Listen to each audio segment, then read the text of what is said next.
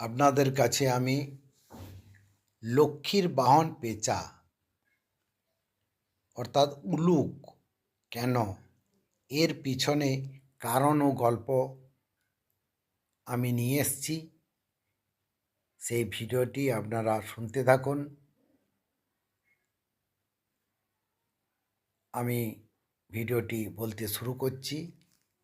হিন্দু পুরাণে দেবী লক্ষ্মী হলেন ধন, সৌভাগ্য ও সমৃদ্ধির দেবী। তার বাহন হিসেবে পেঁচা উলুক নির্বাচন করা হয়েছে খুবই প্রতীকী অর্থে।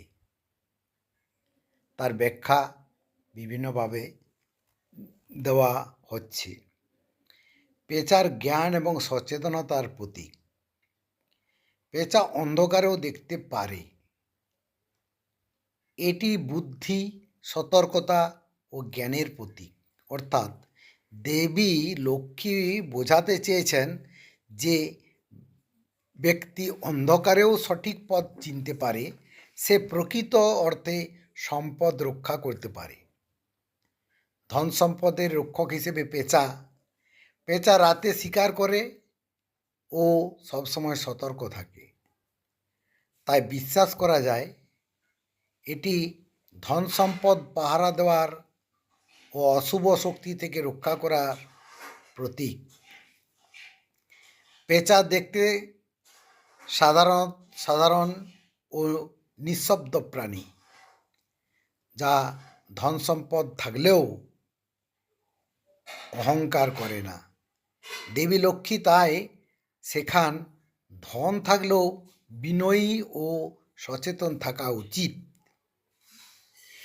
এক পুরাণ কথা অনুযায়ী একবার দেবী লক্ষ্মী পৃথিবীতে আসার সময় এক পেঁচা তাকে পথ দেখায় ও বিপদ থেকে রক্ষা করে।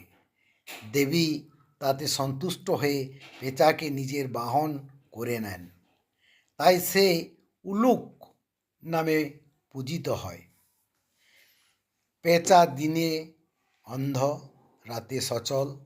এটি দেখায় ধন সম্পদের আলো সঠিকভাবে ব্যবহার না করলে মানুষও অন্ধ হয়ে পড়ে।